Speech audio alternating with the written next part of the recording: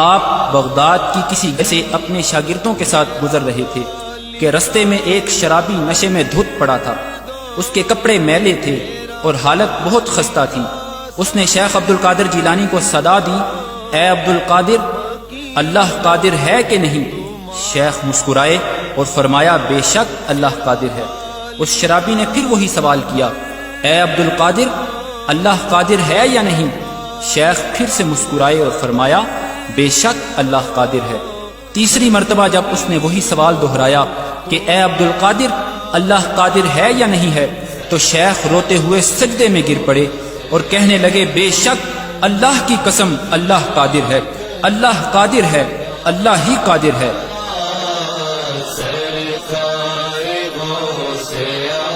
پھر انہوں نے اپنے شاگردوں کو حکم دیا کہ اس شرابی کو یہاں سے اٹھاؤ، اسے نہلاؤ اور کھانا کھلاؤ۔ ان کے شاگرد بہت حیران ہوئے اور شرابی کے سوال کی حقیقت پوچھنے لگے، تو شیخ نے فرمایا کہ اس کے پہلے سوال کا مطلب تھا کہ کیا اللہ میری توبہ قبول کرنے پر قادر ہے یا نہیں؟ تو میں نے جواب دیا، بے شک اللہ قادر ہے۔ اس کے دوسرے سوال کا مطلب تھا کہ کیا اللہ مجھے تمہارے مقام تک پہنچانے پر قادر ہے یا نہیں؟ تو میں نے جواب دیا، بے شک اللہ قادر ہے۔ اور اس کے تیسرے اور آخری سوال کا مطلب تھا کہ کیا اللہ تمہیں میرے مقام تک گرانے پر قادر ہے یا نہیں؟ تو مجھ پر اللہ کا خوف طاری ہو گیا اور میں روتے ہوئے پکار اٹھا، بے شک اللہ ہی قادر ہے، اللہ ہی قادر ہے، اللہ ہی قادر ہے۔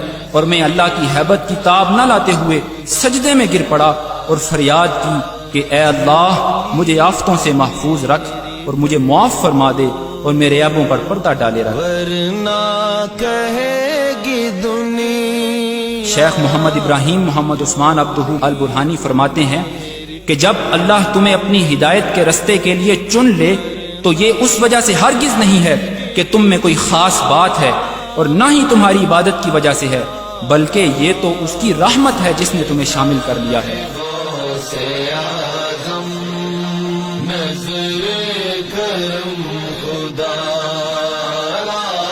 اور وہ اسے کسی بھی لمحے تم سے چھین سکتا ہے، لہٰذا کوئی بھی شخص اپنے عمل یا عبادت کی وجہ سے دھوکے میں نہ رہے کہ وہ بھولے بھٹکوں کو حقارت کی نظر سے دیکھنے لگے، کیونکہ اگر تم پر اللہ کی رحمت نہ ہوئی ہوتی تو آج اس کی جگہ تم ہوتے۔ پاک ہے وہ جو حالات کو تبدیل کرتا ہے لیکن خود تبدیل نہیں ہوتا۔ ہمیشہ اللہ تعالیٰ سے ثابت قدمی کی دعا کریں اور اپنی نماز کے سجدوں میں 3 مرتبہ یہ دعا کرتے رہیں، اللہم یا مقلب القلوب ثبت قلبی علی طاعتک، اے دلوں کو پھیرنے والے میرے دل کو اپنی اطاعت پر ثابت قدم رکھ۔ کیونکہ کسی بھی قوم میں حقیقی تبدیلی تب ہی ممکن ہوتی ہے جب معاشرے کے افراد کی انفرادی اصلاح ہو جاتی ہے اور دلوں کی پاکیزگی سے قوم میں باہمی محبت اور اتحاد پیدا ہو جاتا ہے، تب ہی قوم ایک یکجا اور عظیم قوم بن کر اٹھتی ہے۔ آؤ پہلے اپنے اندر تبدیلی لائیں، آؤ محبت اور اتحاد پھیلائیں، آؤ نفرت اور تفریق مٹائیں، آؤ اسلام کو دوبارہ عظیم بنائیں۔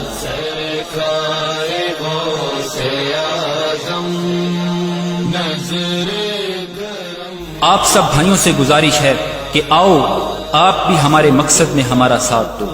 اللہ ہم سب کا حامی و ناصر ہو، آمین۔ وصلی اللہ علی سیدنا محمد وعلی آلہ وصحبہ وسلم اجمعین۔ سب کا کوئی نہ کوئی